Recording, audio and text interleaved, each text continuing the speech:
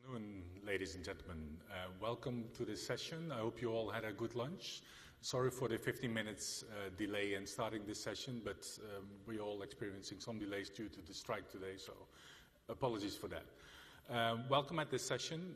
This session is organized by Civil Society Platform for Peacebuilding and State Building and FreeEnt. Let me start with saying a little bit about what the organizers are doing, so you know the context in which we're organizing this session. The Civil Society Platform for Peacebuilding and State Building is an international North-South coalition of peacebuilding organizations, civil society organizations, working to organize civil society engagement in the international dialogue on peacebuilding and state building. We are partnering today with FreeEnt. FreeEnt is our German partner in the Civil Society Platform, which is a coalition of both non-state and state organizations working on peacebuilding and development in the context of the German society. This session is organized under the heading of From Words to Action. We heard this morning the call for we have to find solutions, how to make progress on the SDGs. And the specific focus of this session is on how to make progress on the aspect of inclusivity in fragile and conflict-affected settings. We have a panel of experts, which I will introduce you shortly, but I want to make one announcement, and that is that we will be using the digital Q&A in your app. And I ask you all to open your app. There's in the app, which for the conference, there is a Q&A button which you can already press. If you have any questions for the panel, just start writing them and they will appear later on our screen, and I can ask the panel to actually respond to that. So if you have any questions, use the digital Q&A app. If people don't have access to the app, there's also a microphone. There's a throwable microphone, so any questions, we come back to you the moment we open up for questions with the audience. I hope that is clear. I hope that everybody is now inside the app, but also pay attention to our panel, of course. Let me first make an introduction of who we have with us today. I'm joined here by 5 experts working on and in fragile and conflict settings. To the right of me is Ms. Gwendolyn Myers. She is a global youth advocate and also the founder and executive director of Messengers for Peace in Liberia. To the further right, we have Oliver Meinecke, who is the Peace and Security Officer at the BMZ, German government. Then to the left, I'm joined here by Habib Mayar, who is the Deputy Secretary General of the G7+. And G7+ is a group of fragile and conflict-affected countries, also working in the context of the international dialogue on peacebuilding and state building. To the left, we have Eckhard Volkmann, who is the Deputy Director of IPTI, organization in Geneva, who has been working on the aspect of inclusivity and inclusion in the context of the SDGs. And to the further left, we have Ms. Christine Chan, who is the partnership specialist at the UNDP headquarters in New York. Allow me to open up for the panel now. I will ask Eckhard Volkmann first to start us off with a brief introduction on what the IPTI has been doing on this subject, and to give a little bit of a context of the discussion why inclusivity matters, and why it matters particularly in fragile and conflict-affected settings. Eckhard, the floor is yours. Thank you. The question that you raise is at the heart of our organization. Maybe just as a brief background, we specifically do research on inclusive peace processes and do research policy transfer, research practice transfer into global frameworks, national frameworks on how peace process support is delivered. But we also do operational peace process support in some cases. Why does inclusivity matter? Because we found empirical evidence that conflicts are majorly caused mostly by exclusion.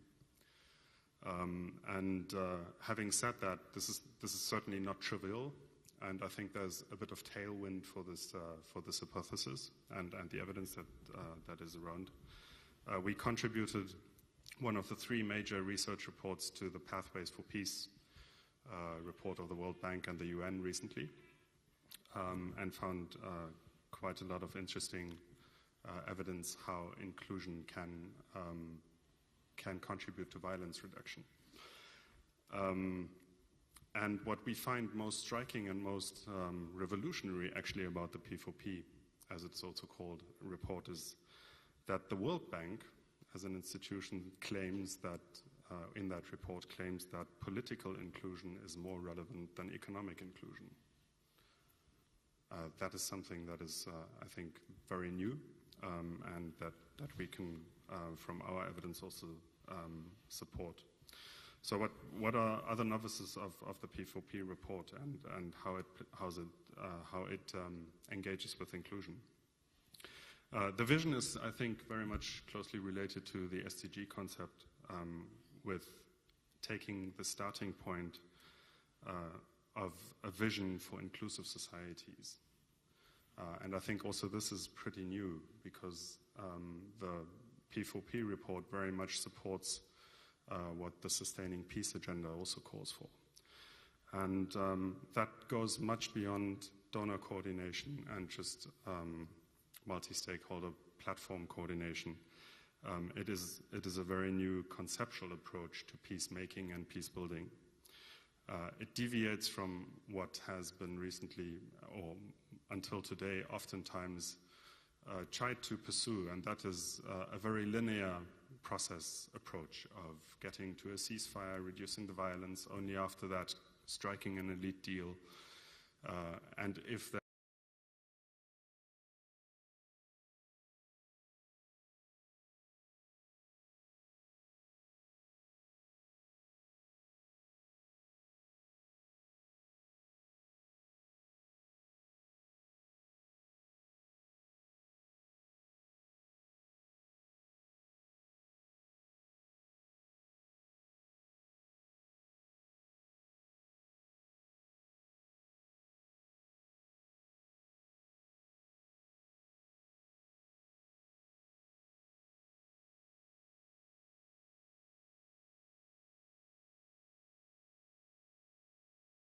of stability and then renewed conflict. We believe that this is oftentimes the cause of that is that there are no institutions that cater really for inclusion and mechanisms that will bring grievances of societies to the political level and find sustainable solutions, political solutions for those grievances. I want to highlight a few results of our research, and they are very encouraging to follow more inclusive approaches and also to support this vision of inclusive societies as being the end goal and keeping them in focus and deciding today rather what we need to do in order to create more inclusive societies with institution building and the like. One very obvious thing that I think you can all share is that we have found empirical evidence across a large number of cases that if governments react with wider inclusive political processes to sparking violence or sparking escalation, there's very clear evidence that that will immediately reduce violence in the short term. And I'll start with a negative example of that. I think that is where the Syrian case is a strong case to show how this wasn't tried and how it then failed and brought us into this long-lasting catastrophe of war. A positive example is Tunisia, where during the Arab Spring, Tunisia very rapidly engaged in a wider inclusive political process that is ongoing. But where ever since we did not have the same level of violence like in other examples, for instance, Yemen. A second finding that we found striking is that in armed violence, of course, elite deals are necessary to give the space for political processes. But we find that oftentimes they are not sustainable if they do not have specific provisions that lead into a more inclusive and a more political process. With reference to the SDG 16.5, peaceful transitions we find are oftentimes not sustainably implementable if they're not organized in an inclusive way. We did research on how inclusion contributes to reaching political deals and how inclusion also contributes to more sustainable implementation of those deals. We found that evidence confirmed there need to be inclusive transitional bodies even in the negotiation process. They can be already anchored as early as in ceasefire agreements, and they will be a strong foundation for those societies to also consider more inclusive institutions in the long run, taking them into the implementation of deals and wider political reforms. I don't want to end this without a caveat, I think, because inclusion and also inclusivity, and I will come back to that later, is of course also a political buzzword, as so many of those that we have to deal with as professionals in international cooperation. So key to this is how are these included groups independent of their elite, and how are they representative to their constituencies? This is really key. So the consequence of this is that it will not do to simply increase participation without giving influence, without giving decision-making power, without considering how legitimate representatives in such processes are with regard to wider constituencies. We find that this has a lot of potential to be much more political if really consequently being implemented. The recommendations from the P4P's report, then we have observed the implementation of the New Deal, where we find that the pilot countries often only have been involved in rather consultative mechanisms, but not really had a very strong say in terms of a real mandated negotiation role. Yeah, it remains to be seen how this will be implemented, but there would be numerous access points that could be game-changing if the perspective of the sustaining peace agenda supported by the P4P report would full-heartedly be implemented.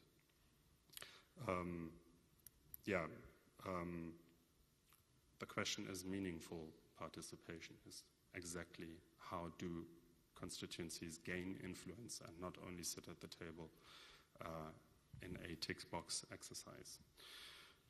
Because this will certainly also be very key to the ownership that such representatives will attach to such processes.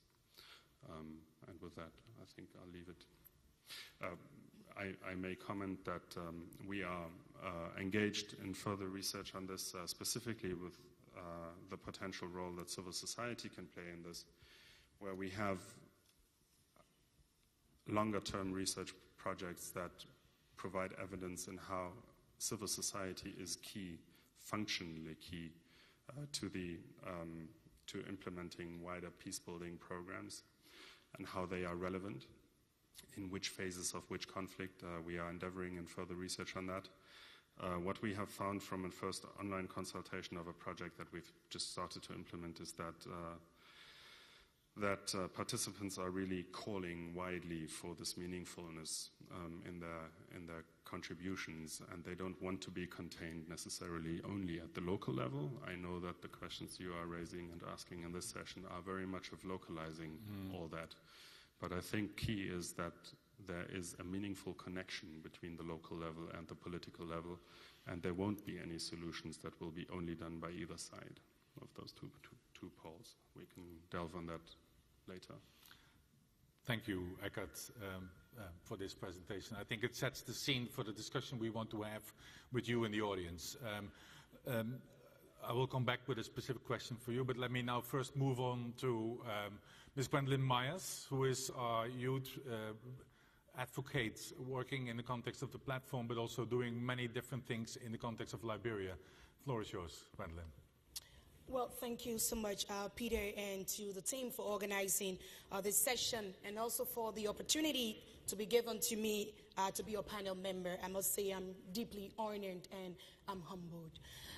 In terms of inclusivity for the implementation of the Sustainable Development Goals, I will say, first of all, in terms of fragile and conflict-affected countries, it has really been my cross for the past 2 years now, given the role that I played on behalf of the United Network of Young Peace Builders, UNY, in advocating and ensuring the adoption of Security Council Resolution 2250 that is on youth, peace, and security, and also the launch of that particular resolution in my own home country, Liberia. So we as young people in post-conflict environments such as Liberia, we have been able to use Resolution 2250 and, of course, the New Deal principles in terms of the 5 peace-building and state-building goals, which I will consider, and I like to say that also as part of the way it's coined, as foundation for the future, and also the focus and the trust principles. These are very great platforms for our engagement with young people. And in 2 years, we have actually noticed how the involvement of young people has immensely contributed to the implementation of the Sustainable Development Goals in Liberia. We are very good at mobilizing others to get things done. It's either through dissemination of information and as well as sensitization. So during the recently completed Liberian elections, young people were at the forefront of the quest for change and the peaceful conduct of the elections in Liberia. Our Vote Peace campaign, it resonated a lot with everyone to the extent that we exported this particular slogan of Vote Peace to Sierra Leone during their recent elections. The organization that I run, the Messengers of Peace Liberia, in recognition of the need for inclusivity for the implementation of the Sustainable Development Goals, is actually at the moment training a cohort of children in understanding the Sustainable Development Goals.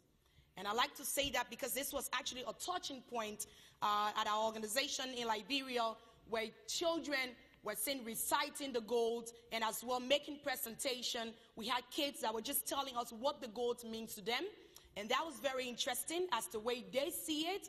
And when we talk about the inclusivity and sustainability mechanism, I think these are things that we need to take into consideration, because the generation after, if we want all these things in terms of policy and implementation, then we need to actually start from the very basic, involving children and as well young people. We continue to champion the need to expand the sustainable development projects to other parts of the country and not limit the entire SDGs programs to just the capital. White signposts are used as checklists to indicate presence. A typical example is where sometimes in rural parts of the country, we see different international programming happening and it's just a signboard being posted around in country context, but in actuality, is it really happening? Or is it just a checklist to say this is there? But in the real terms of the way it is there, the people cannot feel it. But for donor community to say, yeah, we have a presence, then you see that checklist of signboards posted around. Even though it is generally accepted that all hands must be on deck for us to accomplish the ambitious Sustainable Development Goals, let me mention a few of the challenges that prevent us from moving forward. These challenges stem from the limited engagement, involvement, and participation of young people in policy formulation processes, limited resources for policy formulation, extended influence, high-level corruption, and prevailing mindset of donor community and others, including private sector, that youth-based organizations are not mature enough to get the work done, and they are not equipped to absorb donor funds. The stringent conditions are established to access program funding and training programs to build capacity of passionate youth-based or voluntary groups or organizations are simply not put in place. Of course, in terms of inclusivity, there are opportunities to turn these challenges around, and the opportunities are just right before us. We need first and foremost to tap into existing information already produced by young people, invest heavily in young people, and take full advantage of the new technology through social and economic research works. We cannot reiterate enough on the opportunities created by Security Council Resolution 2250 on youth, peace, and security, the new due principles, Agenda 2030, and as well the implementation of the Sustainable Development Goals. These are great platforms for growth and development, and we must not lose track. No one actor or group can implement all the goals. They overlap and are integrated. Therefore, it must be inclusive to be accomplished. I would like to conclude by the strong words of the UN Secretary General in his remarks to the General Assembly on peace building and sustainable peace and development, when he said, "We must rally all partners for our efforts across the peace continuum, from prevention, conflict resolution, and peacekeeping to peace building and sustainable long-term development." All partners must include young people. We need to tap into their energy and the strong potential to get the work done. For the organization I run, the Messengers of Peace, currently managing over 1,000+ young people back in Liberia who serve as volunteer peace messengers, we are convinced that a single model capable of achieving the Sustainable Development Goals by 2030 is the meaningful involvement and active participation of young people. Therefore, inclusivity is critical for the implementation for Sustainable Development Goals. Thank you. Thank you, Gwen. I think you deserve the applause. One follow-up question directly in linking what Eckhart said about inclusion is one thing, meaningful inclusion is the one thing that we strive for. Can you give examples of how you have secured meaningful inclusion? I mean, is it possible within the context of Liberia? How have you done? How have you gone about it?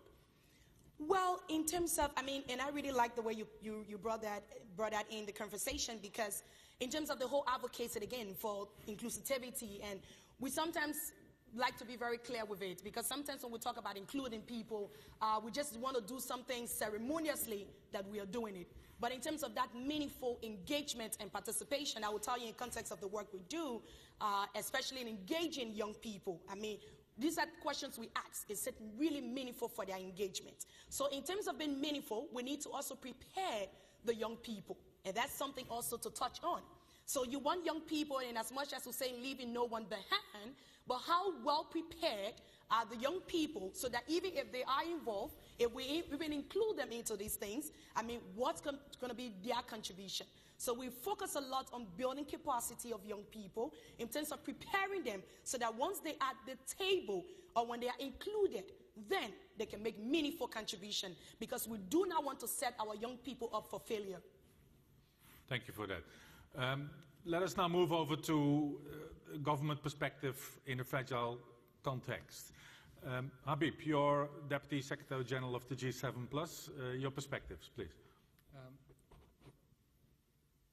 Is it on? Does it work? Okay. Thank you, Peter.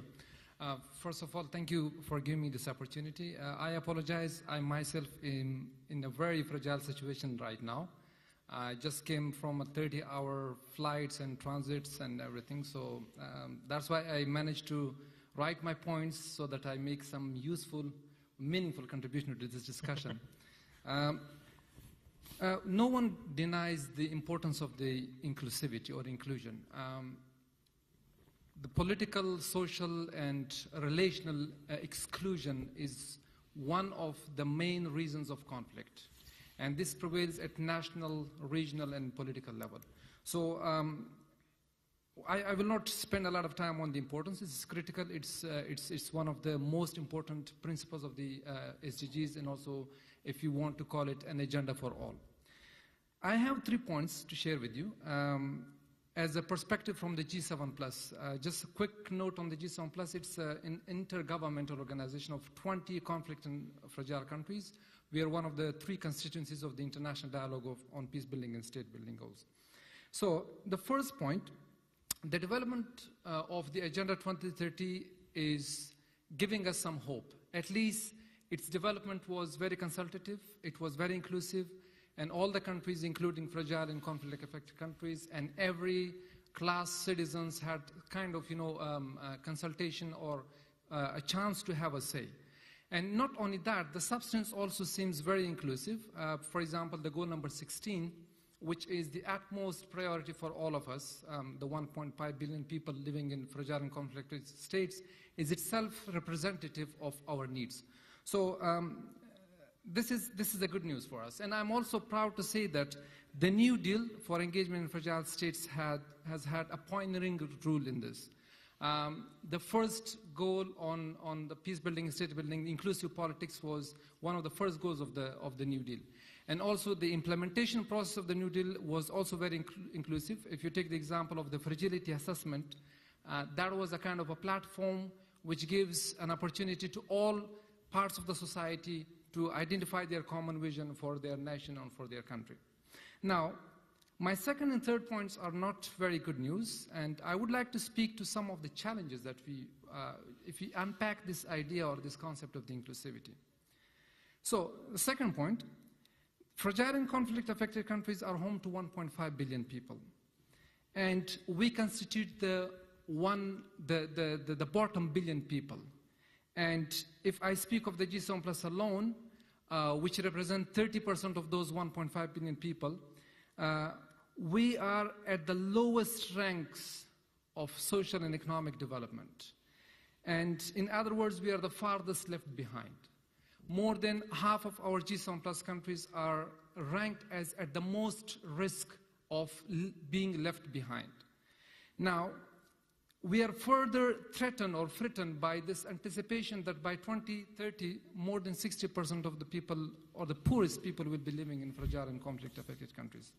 So this socially exclusive prospect of the fragile states raise a big question that how can we make sure that that none of us is left behind in this anarchic global system where more than 1/3 of the world population is living in conflict-affected countries.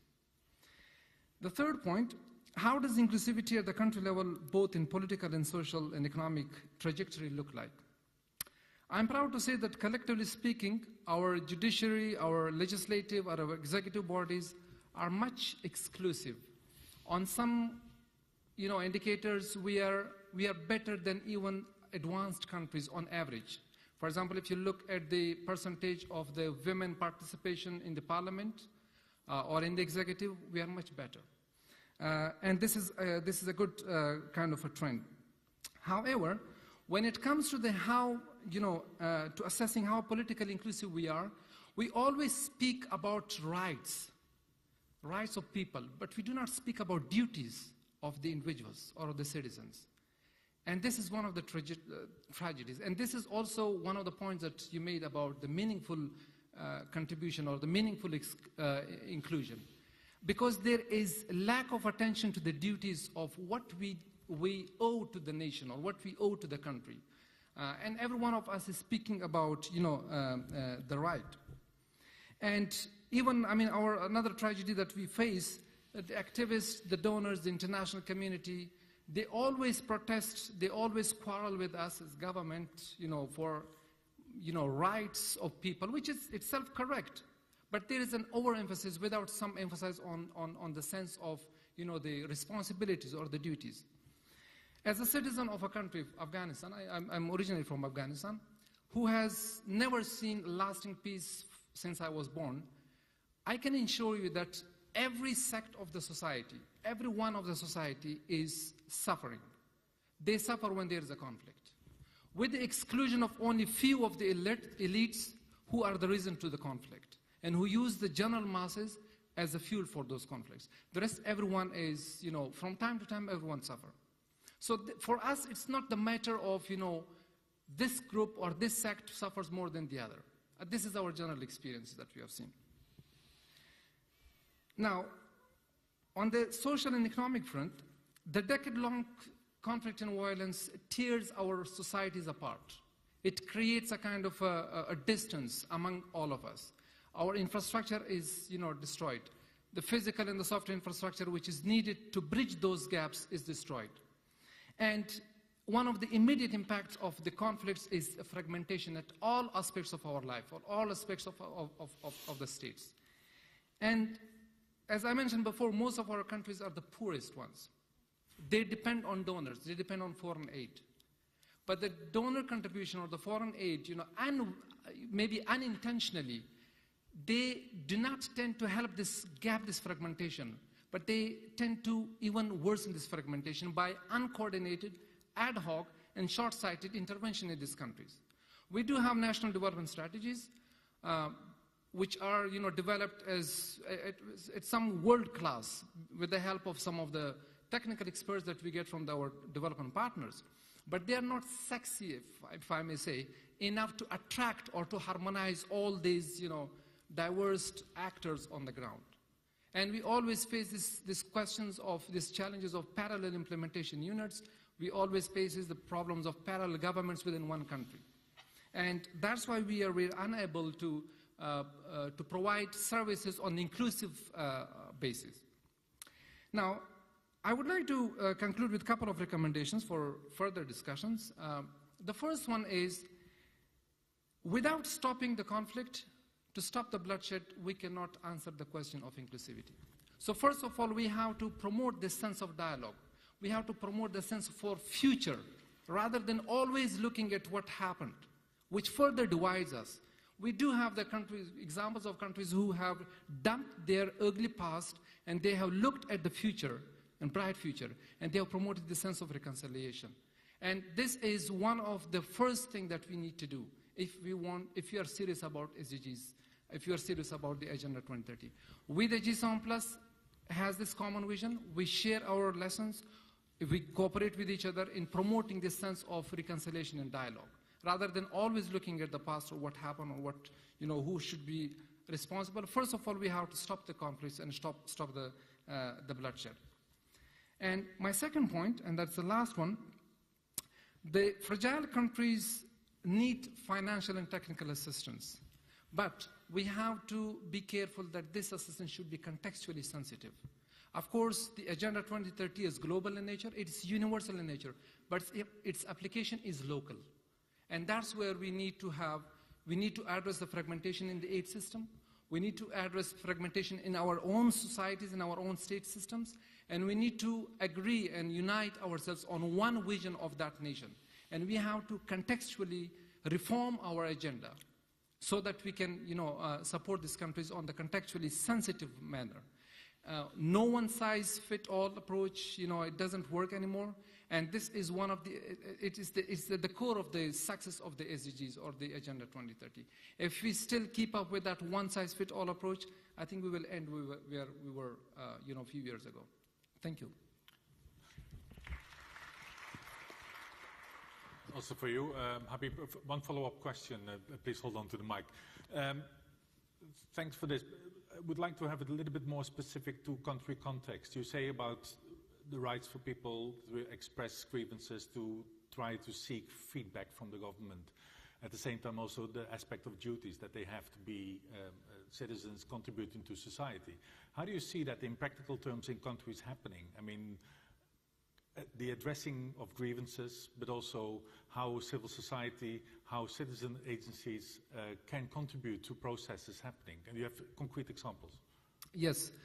First of all, as I said, speaking only on behalf of the G7+, if you look at the social and economic development strategies, peace is the first point. The government, the parliament, everyone wants peace. They just want to stop the conflict. But that needs the support. I'll give you one specific example, a good example, in fact, I have to say. In our country, we had recently a peace agreement with one of the factions. And one of the good steps that the international community took forward was the UN tried to remove that person or that leader from the list of the people who were on the blacklist. And this was a positive move. Of course, there were grievances, but we want to address it the way we want to do it. We want to reconcile.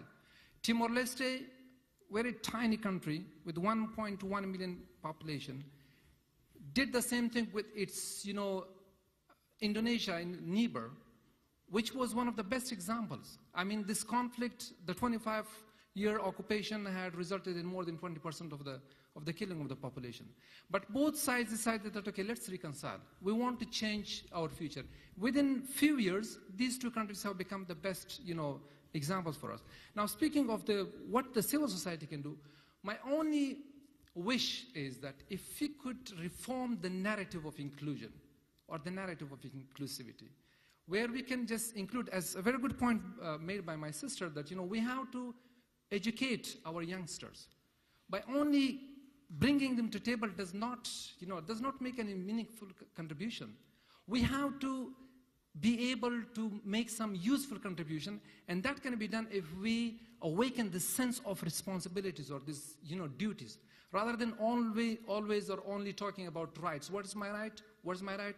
And there's a kind of this sense that everyone is asking for rights, but no one realizes or no one talks about what is my duty.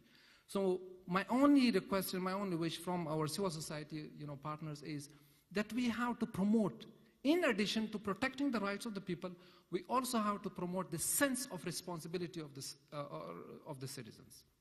Thank you. I hope I have answered your question. Thank you, Habib. Let's move on to international or multilateral organization. Christine, you're representing UNDP. UNDP has been at the forefront of assisting countries in localizing and actualizing the SDG agenda, especially in fragile and conflict-affected context. Can you elaborate on the approach taken by UNDP and some of the learnings coming there? Certainly. This is Anya. One of the primary questions of today is why inclusivity matters.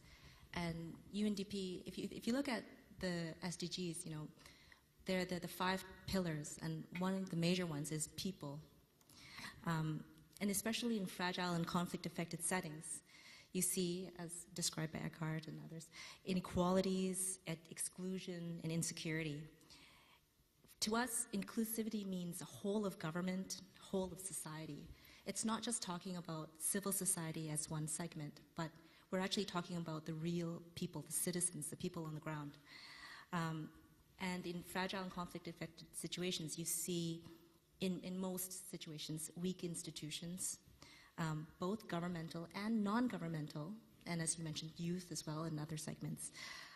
So awareness raising of, as Habib mentioned, rights holders and duty bearers is really needed in all areas, in all sectors.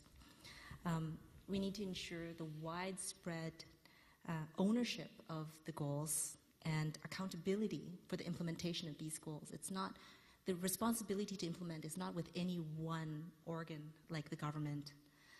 It's a responsibility of all. And the reason for this is that in these fragile situations, they're extremely insecure. There are frequent political change, like in Guinea-Bissau. Every year they have a new government.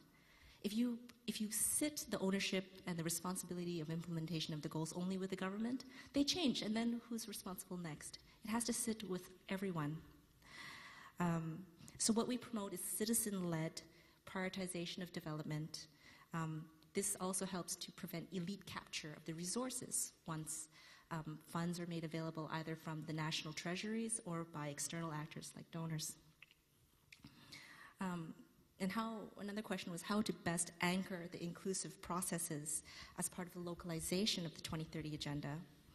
I feel that even the conceptualization of the consultations needs to be inclusive. We need to ask the people, how would you like to be included in what fora? It's a very different thing to ask the elites, what does it mean to leave no one behind, than to ask actually the ordinary people, what does it mean? The need for inclusivity is not just among sectors, but all levels, be it national, regional, state, or province, at the city level, community. We see, for example, in Sierra Leone, there's a real disjunction between national level planning and community level planning. There are inclusive people processes, but they're not linked to the national level development planning. How do we foster this? And then UNDP is trying to connect those dots. You mentioned the recent P4P report that calls for greater inclusion in inclusive processes. Now, how to manifest this? Now, one of the recommendations is implement a people-centered approach to prevention. So working with tools such as the SDG Action Campaign for My World, it's an open source survey. So I manage the New Deal facility in UNDP. We focused on preventative action beyond these elites to foster citizen engagement, increasing trust in institutions to change perceptions and realize inclusive processes. And my colleague here, Ayan, will be present in the next session after this, plug, at how we used e-consultations to really get citizen views and feed these into the national development process.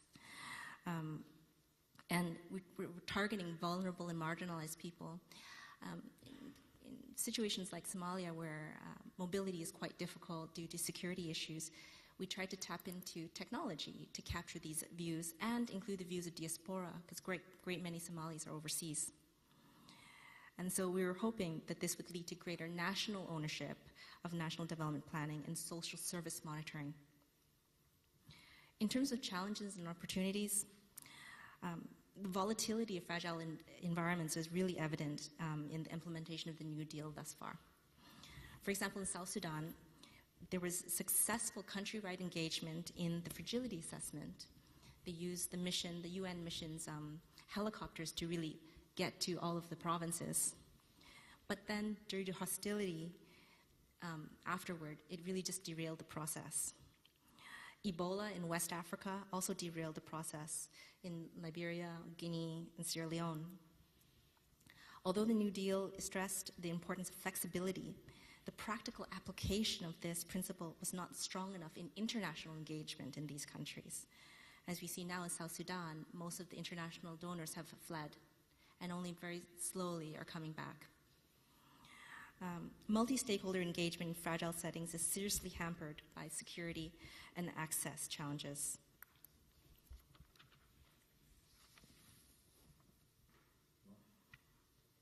So fragile situations have much to learn from one another. The G7 Plus Fragile to Fragile initiatives brings experts from G7 Plus countries to share their experiences, and we support this through UNDP. For example, a team comprised of experts from Liberia, Timor-Leste, and DRC participated in the fragility assessment exercise across 14 districts in Sierra Leone. So we brought experts from other fragile countries who have experience to Sierra Leone to help run and lead the process hand in hand with the government. So aside from the solidarity that this offers, it also creates a sense of universality around those issues and fosters a spirit of collective problem solving. The meaningful inclusion of civil society in government-led peace-building development processes shows signs of improving state-society interactions. But notwithstanding this, we see that civil society is often less prepared in terms of knowledge and policy issues such as budgeting, prioritizing areas of focus in development plans, and reporting on progress. So to address this, in DRC, the training of civil society focal points in the provinces and fragility and risk assessment was conducted in order to strengthen their capacity for monitoring the implementation of the New Deal and global partnership for effective cooperation for development. So it's shown that if civil society has the right knowledge and skills, it can be difficult for state authorities to downplay their advocacy. And we continue to do this in cooperation with the Civil Society Platform for Peacebuilding and State Building. So New Deal implementation has leaned heavily towards technical state building processes with insufficient focus on gender mainstreaming and women's participation. The UN Secretary General has instructed that all UN system support should allocate 15% to activities that address women's specific needs, advance gender equality, or empower women. We also encourage efforts to have gender-balanced delegations in workshops and meetings to gender mainstream national policy and strategy drafting processes, and that includes the development of compacts. And these efforts are followed through the whole organization of UNDP, from HQ to the country offices. We also supported an activity in Somalia with women's groups to review the New Deal implementation from a gender perspective and recognize gender gaps in the Somali Compact and identify key points to ensure gender responsiveness in the new National Development Plan. Thank you. Thank you, Christine. One direct follow-up question for you. You mentioned, which I think is an interesting thought, I mean, you might want to elaborate a little bit on that to ask people how they want to be included. I mean, in order to shape the inclusive process in that way. But how to do that in a situation where inclusion is also very political? I mean, how can we deal with that challenge? I mean, any thoughts? It's a very good question. We see this in programming. There are often the same characters around the table that are invited to the meetings. The way that we tackle this is working with entire umbrella organizations of NGOs, and then within that subgroups. For example, you represent the civil society platform for peace building, state building, and you have country teams in countries. But there are other groups, like youth groups. There are religious faith-based organizations. There are women's networks. And so what we do is we tap into all of these subsets of civil society and ensure that there is like that representation across the board, not only with the usual suspects, and try to mix up the participation in meetings. It's too easy. Often NGOs have special relationships with government sometimes, especially in some cases where government isn't equipped to roll out donor programs. And so then they have their favorite NGOs that will roll it out in perhaps a certain way. So what we do is we try to broaden that and make calls wider to ensure that there isn't that elite capture, essentially. Thank you. Before we go to the final speaker, just a reminder that everybody, the apps can be used for asking questions. The app can also be used for voting on the questions which you want to be asked. So I see already a number of questions coming in, and there's a order in terms of how many people like the question. We probably want to go by the order of as it is now, but you can still vote for that question that you want the panel to be answering after we hear from our last speaker. Oliver, floor is yours. Perspective from the German government. Yeah, thank you very much, Peter. I'm very happy to be here. The topic of the panel is very important, of course, for BMZ. The Agenda 2030 is at the heart of our engagement, and we consider 2/3 of our partner countries as fragile at the moment. I would like to start by giving perhaps some basic analytical observations on the topic of the panel, why inclusiveness matters for SDG implementation. Actually, the panel is based on two assumptions. First of all, SDG implementation matters in fragile countries, and then inclusiveness matters in these contexts. Regarding the first assumption, of course, it's certainly true that SDG implementation matters in fragile and conflict-affected countries. We all know, and Habib gave us some figures, that more than half of the world's poor will live in fragile settings probably by 2030 if we don't stop the current trends. And if we want to end poverty, we have to look at fragile contexts. But that would be my thesis in this context. It should be asked if all SDGs equally matter at the same time in fragile contexts. My thesis is we may have to prioritize, and here the New Deal for Engagement in Fragile States that has already been mentioned several times may help. It has set out 5 goals that particularly matter in fragile contexts, which is legitimate politics, fostering security, fostering justice. These are the first 3 PSGs, and I think it tells you something that these are the first 3, and PSG 4 is economic foundations, and PSG 5 then fostering revenues and services in the country. So first thesis, we have to prioritize. Then I think we need to look at why is inclusiveness so important in this context. And I see 2 distinct but yet interconnected reasons. The first reason is that inclusiveness in itself, and it has been said already, is a goal of the 2030 Agenda. It's of course enshrined in SDG 16, promote peaceful and inclusive societies for sustainable development, and this I would like to underline. It has also been mentioned in some sentence, but not really been underlined yet. Inclusiveness is heavily expressed in the general principle of leaving no one behind.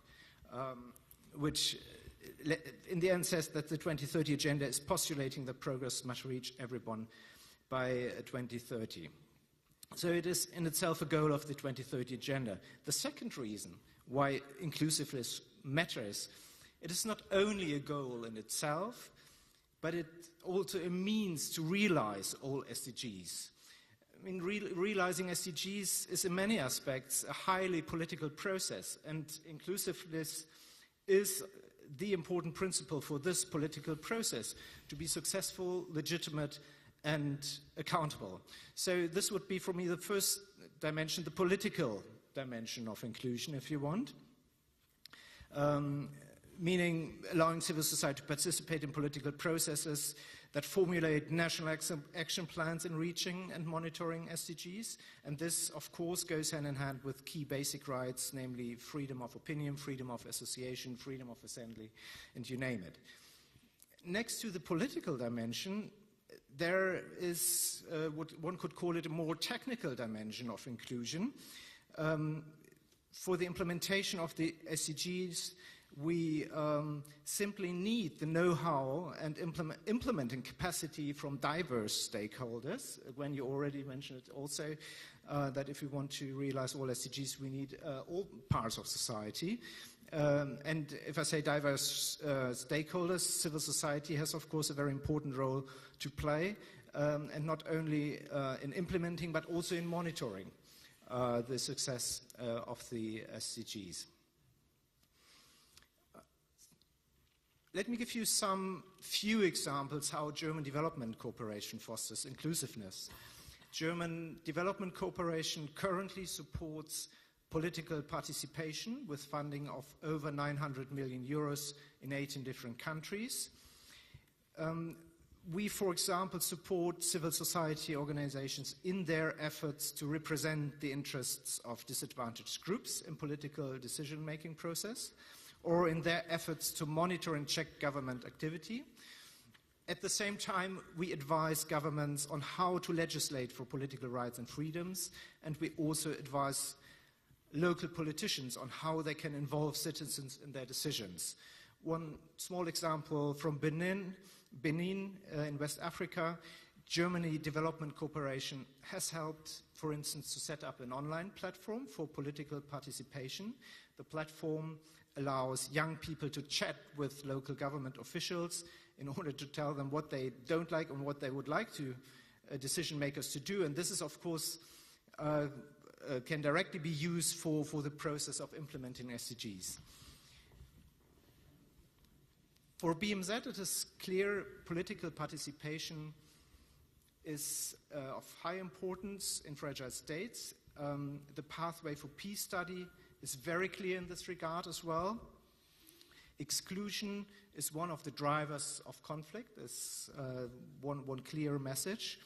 And this is why we support the New Deal and the peace and state building goals. And we have enshrined this peace and state building goal number 1, legitimate politics, to foster inclusive political settlements and conflict resolution in a new government strategy that has been endorsed last June on preventing crisis, resolving conflicts and building peace. Legitimate politics here is the field of action number 1. Let me end by only underlining that BMZ is currently co-chairing a network of the OEC-DAC on conflict and fragility, INCAF, and this network has formulated a response to the Pathways for Peace study, in which, as I said, exclusion is a driver of conflict, and in our response, these inclusive approaches are very much welcomed as well.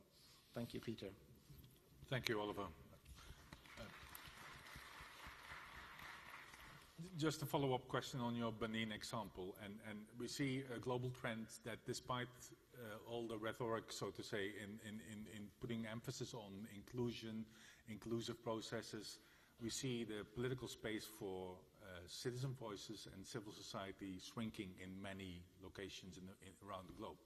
What is the German government doing besides the program in Benin? I mean, you have other examples of how you envisage to counter that trend? Because I think it's a trend which is not conducive for the successful realization of the SDG agenda.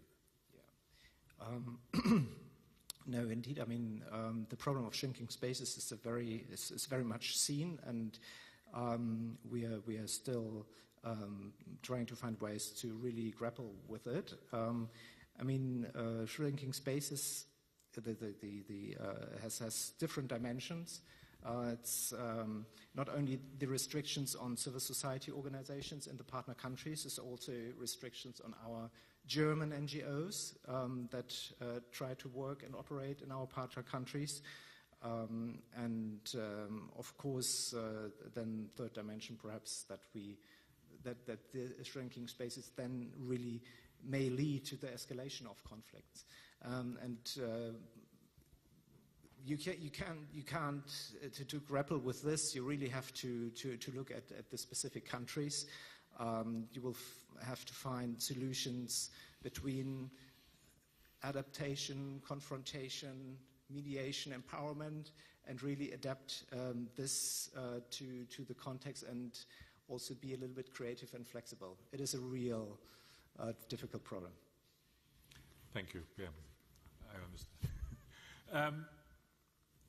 We will open up for questions. Let us first go to the questions which are now on our screen. If there are more questions, please use the app, or there's a microphone over there which you can also use. A microphone in the back. The first question on the screen, what is the role of media in the SDGs? Who would like to take on to that question? I can come in. Please, go ahead. Okay, so in terms of the role of the media in the SDGs, and from what I'm seeing on the screen, we want to include people in decisions, but propaganda and fake news prevent us from making informed decisions. So I can answer that from a local perspective to say that engaging the media, I mean, we shouldn't just see the media as just people who are just, outside, and I mean, whenever we want to get information, we just take it to them. But it comes back to this whole inclusive process we're talking about. So in terms of the implementation for the SDGs, I would say in our different country context, because it comes back to your own local context, I mean, how do you engage the media? I would say bring them on board in terms of even from the very stage of your formulation to design and to implementation. I mean, let the media become a partner, I mean, in terms of implementing the Sustainable Development Goals. And if that happens, I mean, not just getting them to come and cover a program or to, put a news up, but really see them as partners and as part of everything you are planning, and to also have them at the table and make sure that they also have a role to play, so that once that happens, I mean, the information you want to get out, I mean, you will even see them coming from that development standpoint of even reporting the news, because they have been knowledgeable, they are aware of what that is, and that is really helpful. And that helps a lot in terms of the whole fake and propaganda, I mean, the news we talk about. That is really, I mean, something practical that I can speak to, even from our own local perspective. Thank you, Gwen, for that. Any others who want to reflect on that one, or this next one? Habib? How do we ensure inclusion at the grassroots community level? Habib? Sorry, my fellow panelists might want to add, but this is a very important and interesting question. First of all, I mean, speaking from the context of fragile and conflict-affected states, we have different labels, that are attributed to us. Failed states, failing states, fragile states. But let me tell you one thing. If you measure our resilience on our local standards, we are not failed or we are not failing. We are resilient nations. We are resilient states. We suffer and we survive the daily challenges. What does that mean? It means that you have to respect, I mean, the international community has to respect the national context and the grassroots context. What I'm trying to say is that sometimes the traditional means of democracy, or which are sometimes standards that are imposed on us, it leads us to empowerment of only the elite class. Because democracy, state building, nation building, it takes time. It takes decades. And even, if you look at all these countries have come First of all, from colonization, which itself, the end of that was tragic in a sense that, societies were torn apart, only lines or borders were drawn. And then secondly, there were wars, aggressions, civil war, and then conflicts. And all these have some impacts. I mean, generations have grown up in this. So if you're expecting that, we will become, Finland or France over, 3 or 4 years, no, it's not going to happen.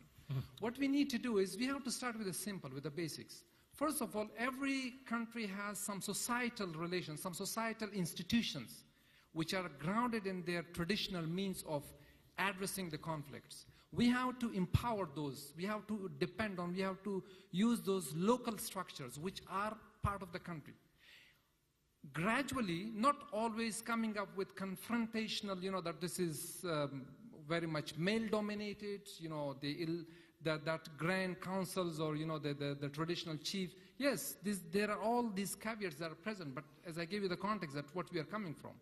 But if you gradually work on that, I think if we can ensure that the grassroots level people or community level, engagement will be ensured with that. Be that at the political level or be that at the social level. We do have some good examples. For example, during the Ebola crisis, those community leaders did play a very good role in ensuring the quarantine, the procedures there. And also on the social level, we have programs, for example, like in Afghanistan, National Solidarity Program, which is one of the most, the popular program, which engage, the communities, the leaders, the community structures, they deciding on their priorities, and the government and the donors supporting those priorities. But if you go with the traditional means of, seeing the same standard, importing the same standard from the West, expecting that it has to be done, overnight, then we are not going to address. And one special aspect of that goes to I always say that on the civil society platforms, they can play a very crucial role in that. They can play a crucial role by bringing those tribal leaders or traditional leaders of the community leaders to discussion and gradually working in a constructive means with them. I think we can change it. But again, the challenge has always been, as Christine mentioned, I mean, we have different groups, at the capital level, under different themes and different, agendas. But I think if we also make sure that we have, the traditional leaders or the community leaders included in that traditionally context-sensitive way, then I think we can change, we can ensure that, the grassroots level engagement of the people can be seen and visible in the implementation of the SDGs. Thank you, Habib, for emphasizing the importance of the local context and the contextualization of the process. Oliver, you wanted to come in as well on this question. Yeah, just a short remark, because it would give me the opportunity to draw your attention to a specific instrument of German development cooperation, which is called the Civil Peace Service. It is of particular interest here. With the Civil Peace Service, in partnership with German civil society organizations, we send development workers in our partner countries. At the moment, we have over 300 of them in 40 countries. And the Civil Peace Service exactly works together with local partner organizations, with grassroots and at grassroots and community levels, in peace building, in civilian conflict resolution, for the transformation of violent conflicts. With the instrument, we try to build bridges between hostile groups, to develop structures and processes for dialogue for these communities. This follows, of course, very much the principle of inclusivity, because the Civil Peace Service promotes plurality as the basis for peace processes, and is committed to support civil society participation in political processes. Just two very, very short examples.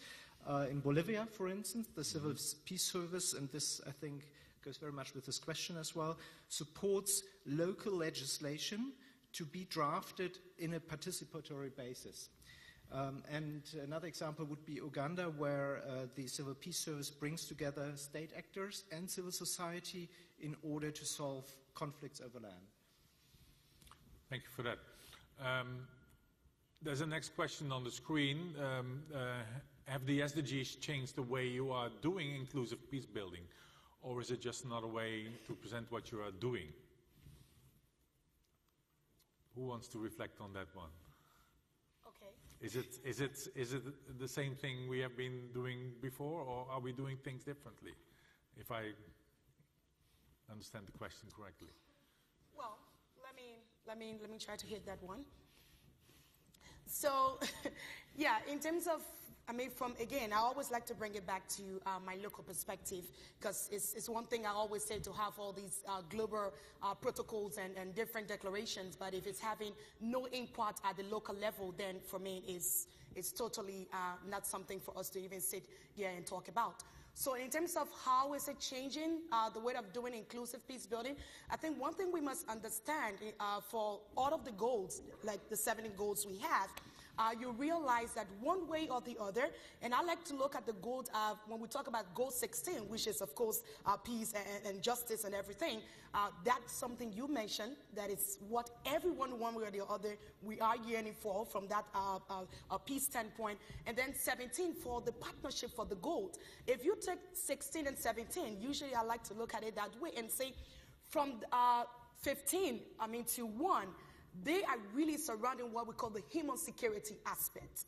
And the human security aspect, this is what we always say from our peace building work locally. How is it national government, local government, they are really investing a lot in human security? Because each of the goals, if you realize, they are actually addressing the human security aspect of why people want to be, to find themselves in a community, to find themselves in society, how do they feel respected, and how do they also see themselves as part of the whole peace building process. If that is not there, then again it becomes a serious challenge, even from a local perspective, because people feel their needs have not been addressed. And so this is how I see with the goals coming in.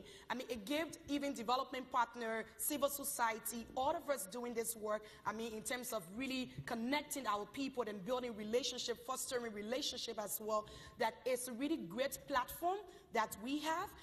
And it comes back to the different mechanism we put in place of how we interact with the people, so that they see this as something that we are including and bringing everyone, to this process, and not just some groups sitting on the fence and feel that they can just, and that's what the follow-up to say, is it just a way to present what you're doing? Because if the people feel that it's not having an impact on them at the local level, then they see this whole thing like, oh, well, it's something from the international community again, and they are here giving it to us because it's always going to come from them. But if you include the people and ask them, how do you see this? Is this resonating with even what you have in your local communities? Then I think it's something for the ownership aspect of it. So that's how I really see it, that it's giving us a great deal, and it's something that if we say leaving no one behind, then let's include everyone into this process. Oliver. Just to complement on this, or another aspect, I think, is that with the SDGs, what is new is that we have SDG 16 now. And this helps to prioritize within the donor community on doing inclusive peace building, at least it should do. And the way we work together in reaching SDG 16, and whether there is a new way of working needed, is now actually discussed very much since the World Humanitarian Summit, and we try to find new ways of working between all the different actors, not only actors of society, but also different actors of the donor community, be it the diplomatic actors, the security actors, development actors. Okay, thanks. To be inclusive in the approach we do this session, also those who have no access to the app, question there. There's a mic, I think. Yes, thank you, Mr. Chairman. Please introduce yourself, yeah? Yes, yeah, will do. Johannes Rüger is my name. I have a question which kind of picks up on where the last question that just came in is also going. So I worked in the civil peace service myself for a number of years. And therefore I can only support what was said earlier, that only with increasing the inclusion and also giving influence and ownership to the representatives of various communities, will they take part in processes? But what I'm asking myself is, how do you deal with groups or maybe individual people who do not want to be included in processes and institutions? I think of non-state armed actors, I think of organized crime, because these, in a lot of the contexts that we're talking about, and coming from the civil peace services myself, I know that these are around. They just don't want to be included. They are profiteers of the economy of war. They're spoilers. How do you handle these? Over to you, Habib. Thank you, yeah. It's an interesting question. Can I be a little bit rude? I'm sorry. Those who are profiting from the economy of war, they are thugs. We don't want to include them. Simple. Why should we include them if they are not ready to contribute something? And on a positive side, on a little bit on soft nature of this question, we have to promote the sense of tolerance a little bit. I mean, just to include it, to make it a little bit wider. There might be some parts of the society which are upset. Our former president, Hamid Karzai, called the Taliban as the upset brothers. We might, use, our own traditional mechanisms and any means to promote the sense of the tolerance. And this also responds to one of the challenges that we faced in Afghanistan in 2001 in this very city in Bonn conference, where they were not included on the table. And that was one of the mistakes because of the fact that we were very rigid. We didn't embrace this sense of tolerance or maybe a sense of dialogue. Let's try. Maybe the dialogue might happen. But sometimes if you go very rigid, then of course we will face those challenges.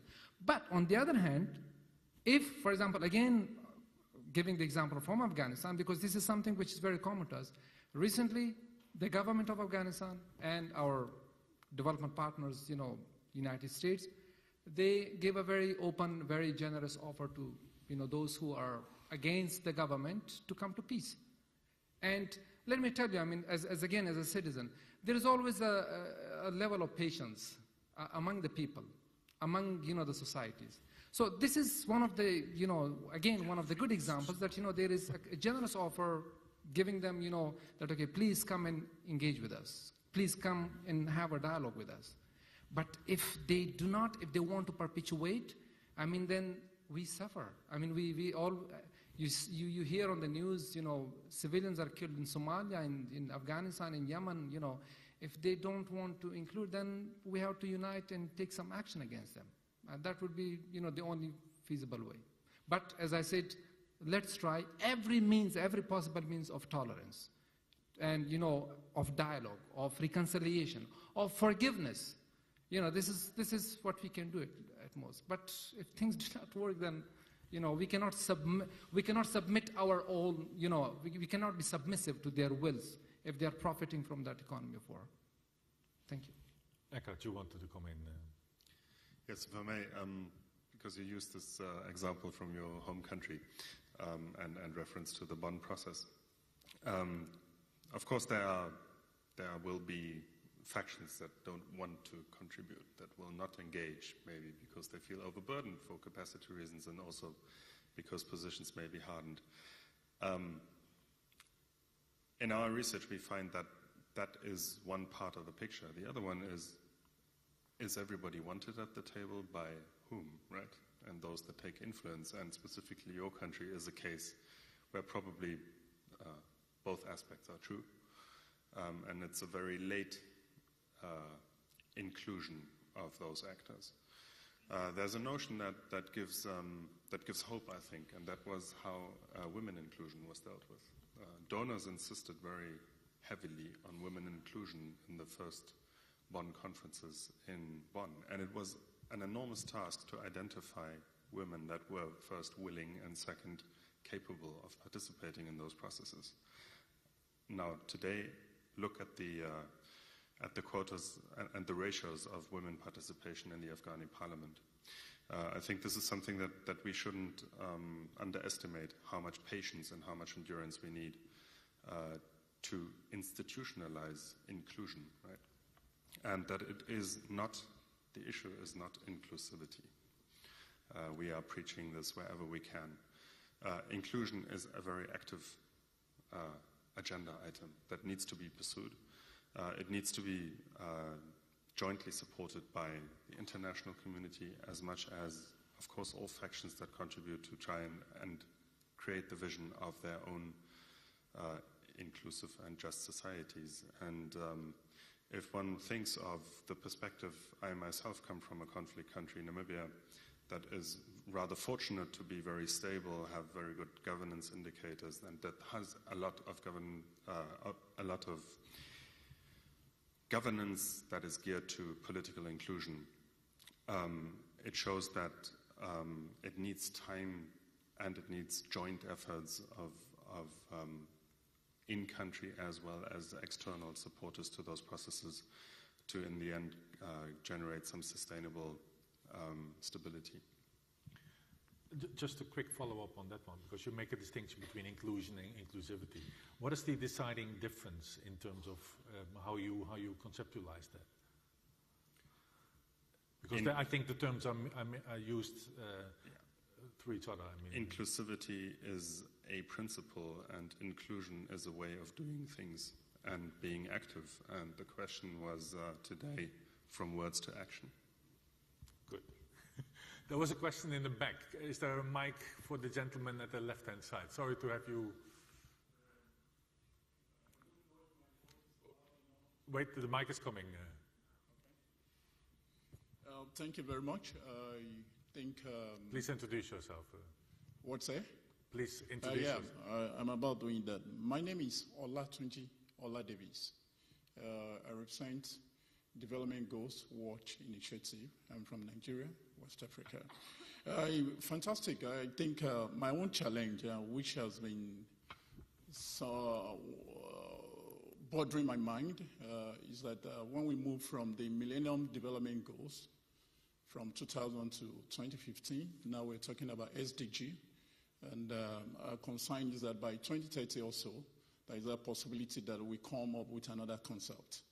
And now we're discussing the issue of inclusion, which is very critical and strategic for to actualize some of these development goals we're talking about. I want to say my concern, because people need to own up this process. Every stakeholders or whatever, every stakeholders that we identify, either within the community, municipal or province, depending on which one belongs to anyone. Communication is very vital, as recognized by some of the speakers.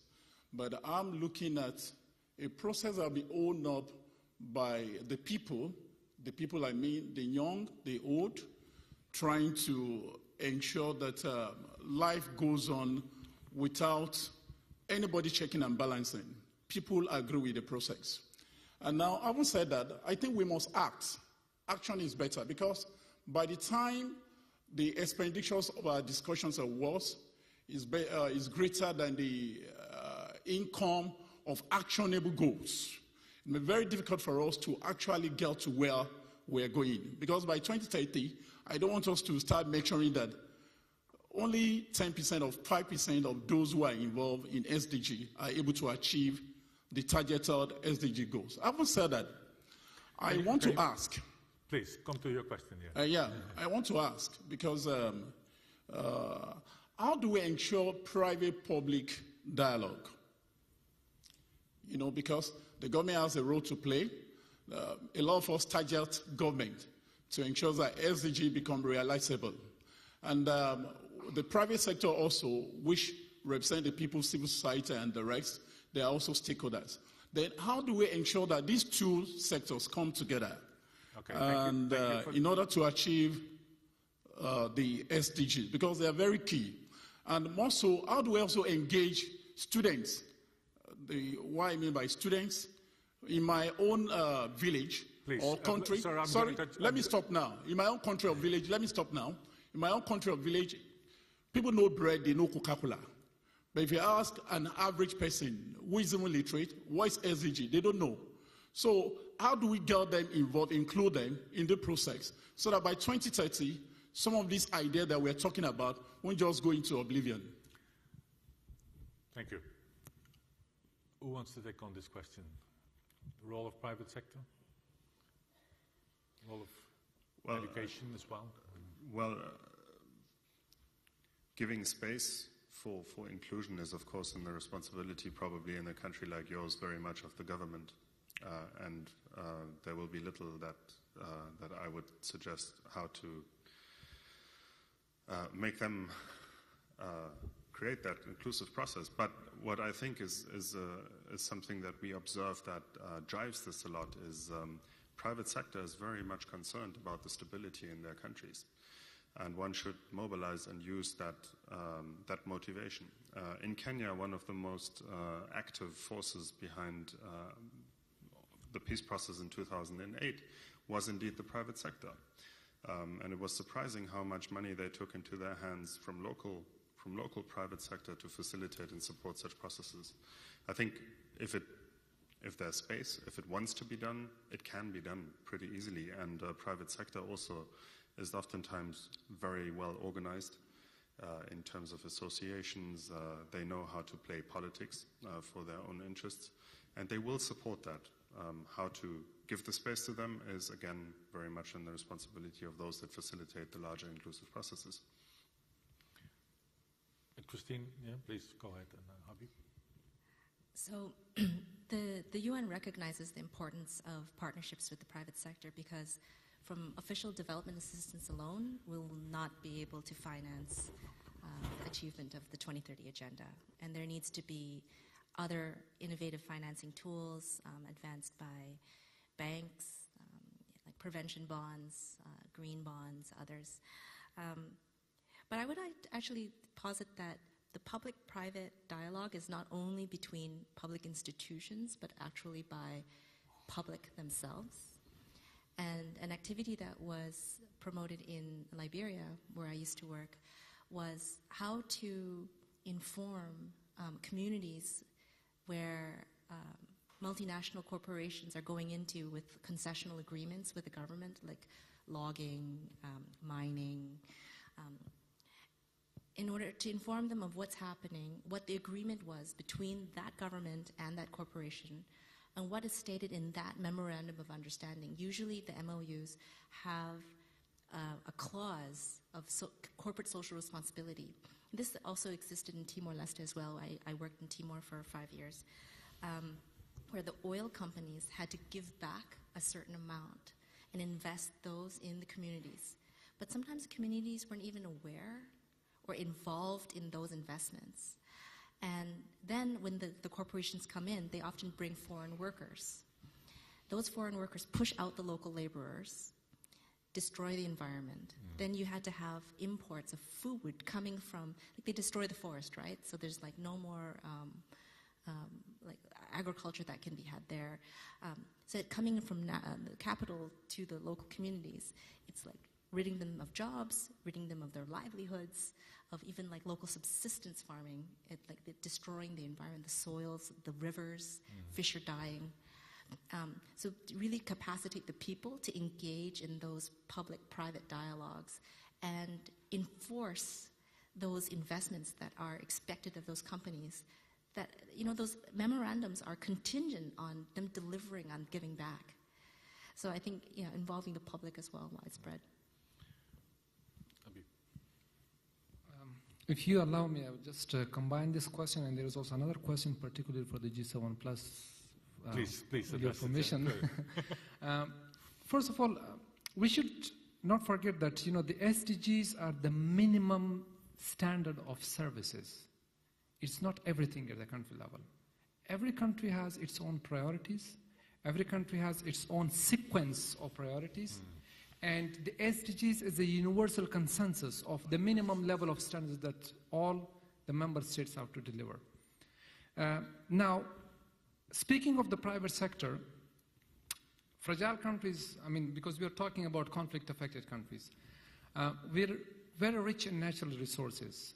There's a huge potential for the private sector. Sometimes these natural resources become our curse because of the irresponsible investment by the private investors, multinationals.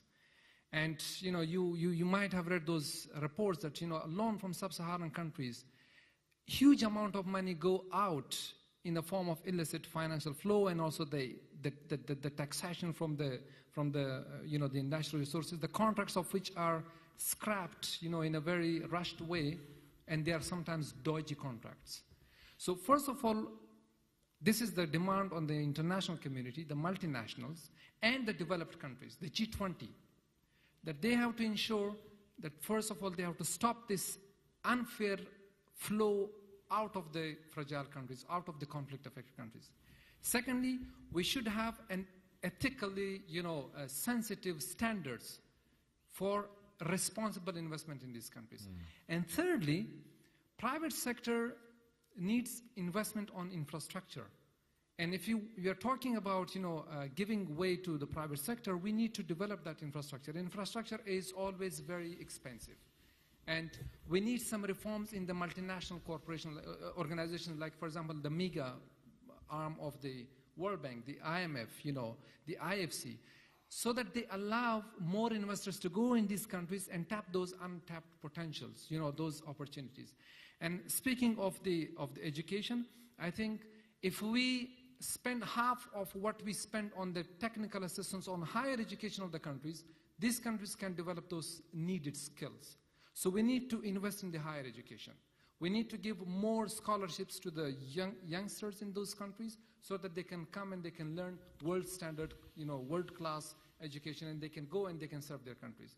Otherwise, if we keep spending money on these ad hoc technical short-term assistance, which are very expensive, we are going to end up in an unsustainable impact of, the investment on goals. Thank you. Thank you, Habib.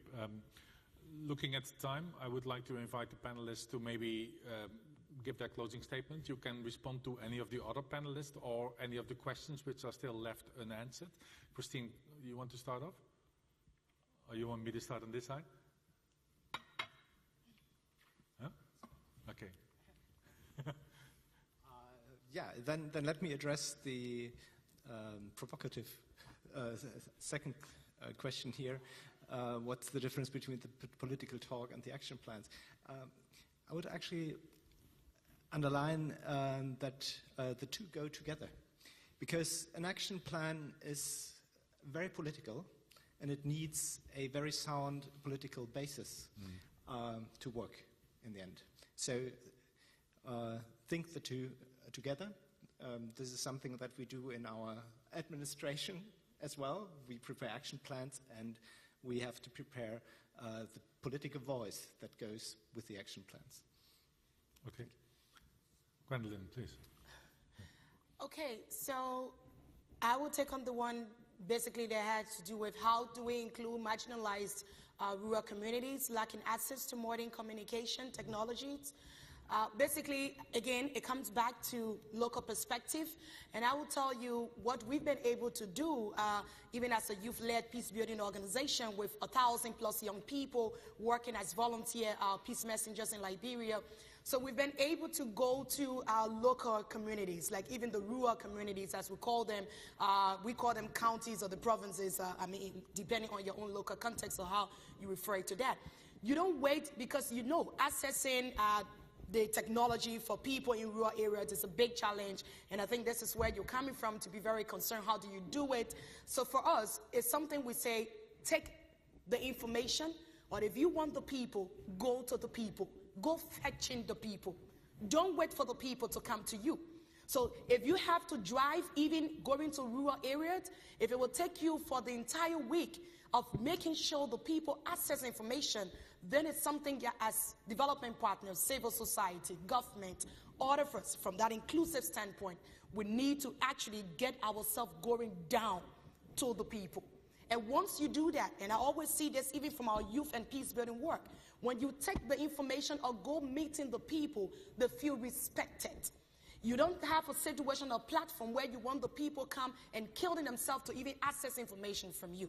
But if you do that, and this is what we always do, we know there are serious constraints, but we go and take the information, community awareness, sensitization, outreach programs. It's either on the moving peacock or the last peacock into the street, going to the villages, sit with the people. And this is what we talk about, the power of dialogue, the dialogue process, and especially in an arena form of a dialogue process from a local perspective. I'll keep speaking to you on that because this is something we do almost every day with our daily work in terms of really reaching to people in our local perspective. So this is a powerful tool, and if you can really use that, even if they don't have the technology available to them, but they still know what is happening and they are still updated because you are able to engage them in a way through dialogue, outreach, and using also the media. Local people also, if you look at it, they will make use of the media. So even if they don't have the technology, but they're kind of really listening to what is the information on the radio, and they really take information from the media to be very, very trustworthy. And this is the reason why it comes back to that question of how we engage even the media. And take the media also with you to the villages. There's nothing wrong with that. And that's why there should be equal partnership. Thank you. Thank you, Gwen. Habib, you got just three very quick points. First of all, Agenda 2030 is substance-wise very inclusive. The New Deal, again, I have to refer to that.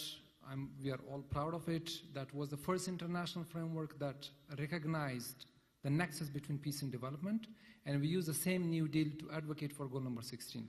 So I think Agenda 2030 is inclusive, at least at the substance level, because it recognizes that nexus between peace and development. My second point, if you're talking about shared prosperity, we have to remind ourselves that the prosperity and peace in the world depends on prosperity and peace in conflict-affected countries. And we are already very much terrified by that anticipation, so we hope that we keep that flame alive by focusing on those who are farthest left behind. And that is, to me, that is the real essence of the inclusivity at the global level. And my final point is, if we make the Agenda 2030 too universal, we might lose the track. We, the G7 Plus, have undertaken an initiative of prioritizing some of the indicators, 20 indicators out of the 17 goals. And what we aim to do is just to keep the, keep the attention focused on the specific challenges that these countries are facing. Otherwise, if we end up in this universal and so many indicators, we are going to lose the sight of what these countries or where these countries are going on the implementation of the Agenda 2030. Thank you. Thank you. Eckert, 1 minute. You took everything. Yeah, true. Go to the people, don't speak about inclusivity, but use the term inclusion. It will change your paradigm in this game. That would be a repetition, but I still think a valid closing point. The same thing is true for public awareness, media campaigning. We have seen how these things work and play out in the failure of the referendum for a peace deal in Colombia, the British Brexit. We have seen how they can really work very well if there are some creative campaigns supporting wider political engagement like Bono and U2 did in Northern Ireland. That was a huge success factor, and it's evident that his campaign was in the end making the difference. That needs to be done. And yes, think of the SDGs as a very inclusive concept. Also in terms of substance, that's something that we also do research on. The wider the diversity of participants, the wider will the issues be. And the issues are all related to those grievances that maintain people struggling in their conflicts and not coming to terms with each other. So certainly a good reason to pursue the SDG implementation as one mechanism of inclusion. Thank you. Actually, I'll also speak to the same topic on overcoming modern communication technologies. Actually, there's a session right after this that's supposed to start at 4 o'clock, and I think they'll be postponed to 4:15 in the Bond Room, which I'm moderating, on creative communication, creatively communicating the SDGs in fragile and conflict-affected states. And we'll hear about experiences in Somalia, Liberia, Timor-Leste, and Colombia, how they use things like sewing and weaving tapestries, Lego with little children, electronic consultations. And then there's the normal, having a workshop or sending people out into the field, animating things, putting in local languages, soap operas. Radio is really strong. Talk shows, all of those. There's so many different ways, and you just need to be creative and put the resources behind it. Often travel, like Gwen mentioned, in some of these situations takes 5-6 days on roads that are full of potholes, maybe rain, flooded. You have to be really creative about how to do it and time it properly and put the resources behind it. Thank you, Christine. We're coming to the end of this session. I hope it has been useful for all of you. Thanks much for your contribution in terms of putting the questions on via the app. I would like to thank all the panelists for their contributions. Thanks for having made time for this engagement. Really appreciate it. For those interested in some of the publications of the organizations organizing this and being part of this panel, there are a few, although there's a paperless conference, there are a few publications at the exit of this room. So once again, thanks very much and enjoy the rest of the festival. Thank you.